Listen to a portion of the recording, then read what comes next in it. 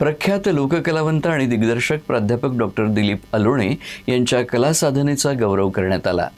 नागपुरात केंद्रीय मंत्री नितीन गडकरी यांच्या हस्ते लोकरंगभूमी आणि लोकवाङ्मय या गौरव ग्रंथांचं प्रकाशन करण्यात आलं। लोककला, लोकनाट्य आणि लोकवाङ्मयाच्या संवर्धनासाठी डॉक्टर अलोणे यांनी दिलेल्या योगदानाचा वेध या ग्रंथातून घेण्यात आला आहे।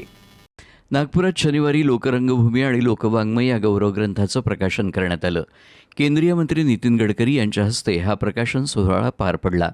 डॉक्टर दिलीप अलोणे यांच्या प्रदीर्घ कला प्रवासासोबतच लोकपरंपरा, लोककला, लोकनाट्य आणि लोकवाङ्मयासाठी त्यांनी दिलेल्या योगदानाची नोंद या ग्रंथात करण्यात आली आहे।